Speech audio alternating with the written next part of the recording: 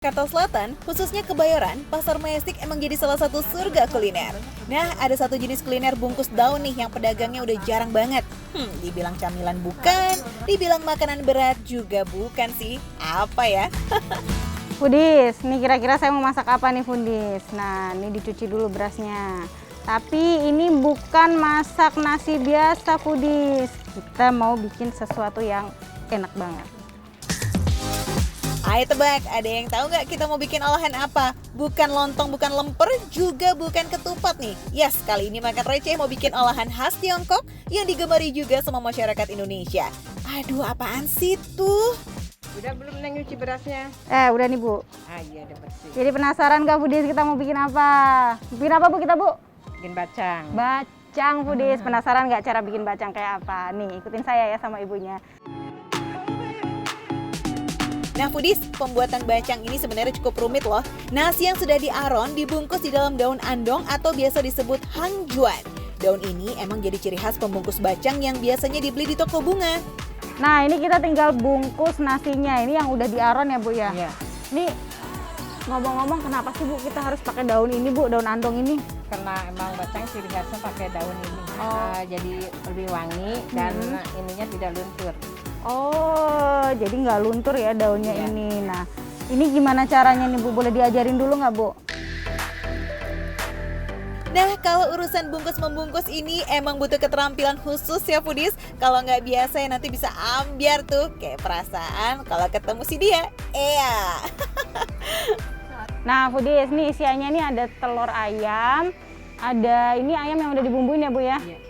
Nah, biasanya nih isiannya macem-macem nih, nggak cuma ayam sama daging ayam aja, bisa diganti daging sapi atau daging-daging yang lainnya. Cuman kalau di tempatnya Bu Kartika ini semuanya halal Bu ya? Insya Allah halal. Insya Allah halal. Jadi cuma ada daging ayam dan daging sapi, telurnya telur ayam sama telur bebek ya, telur asin. Bacang ini banyak variannya nih dalam sehari. Jadi Bu Kartika ini bisa masak 2 kali loh. Kloter 1 biasanya yang isian daging dan ayam. Nah, kloter selanjutnya ada isian telur yang dicampur dengan ayam atau daging. Nah, ditutupnya gini Bu. Salah. Gimana Bu?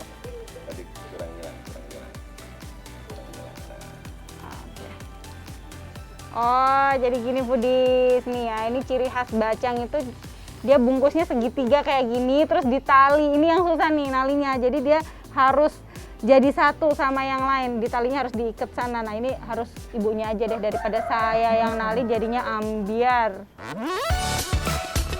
Bentuk dari bacang ini juga menjadi ciri khas tersendiri loh Foodies. Walaupun sudah hijrah dari negara aslinya, bentuknya tetap sama, yakni 5 segitiga yang diikat tengahnya. Di Indonesia sendiri memang tak semua daerah ada yang jual makanan khas Tiongkok ini.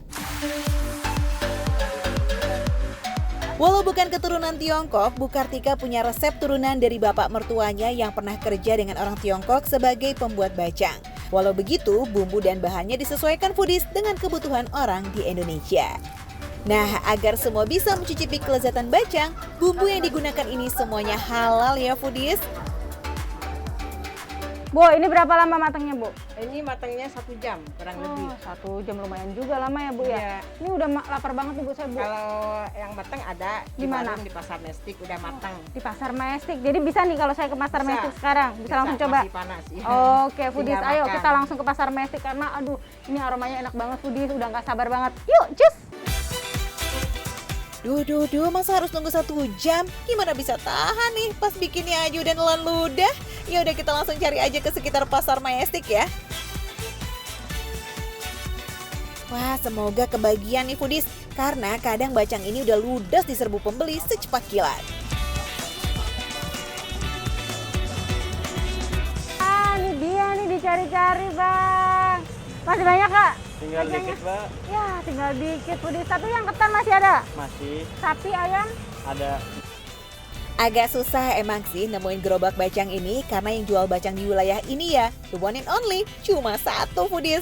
Buat yang bingung carinya di mana sih si abang bacang mangkal ini, tepatnya di depan lobi barat ya di Pasar Majestic, oke?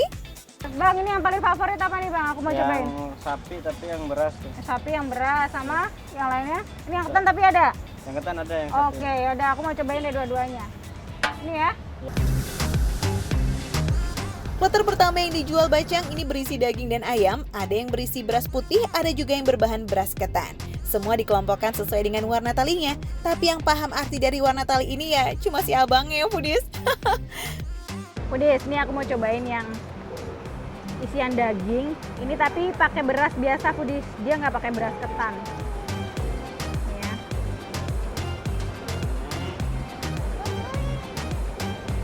Lembut banget Foodies.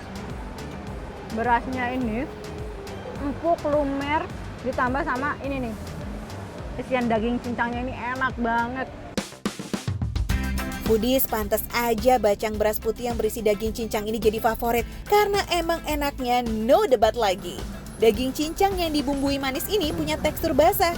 Lemak yang menempel pada daging bikin bacang ini semakin gurih. Apalagi dimakan pas lagi anget-angetnya tuh kayak begini. Widih, mantul.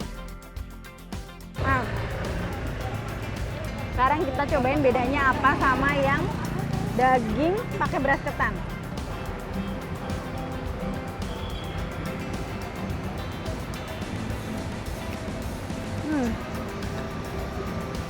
Sama-sama empuk, sama-sama lumer, cuman karena dia pakai beras ketan, jadi berasnya itu lebih manis dan agak lengket. Nah, lebih padat sih. Ini rasanya mirip-mirip sama lemper Foodies. Mau yang beras putih atau yang beras ketan, bacang bikinan Bu Kartika ini juara.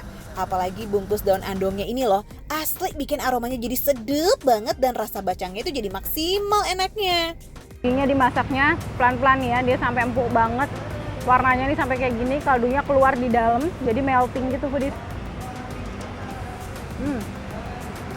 Mantap banget.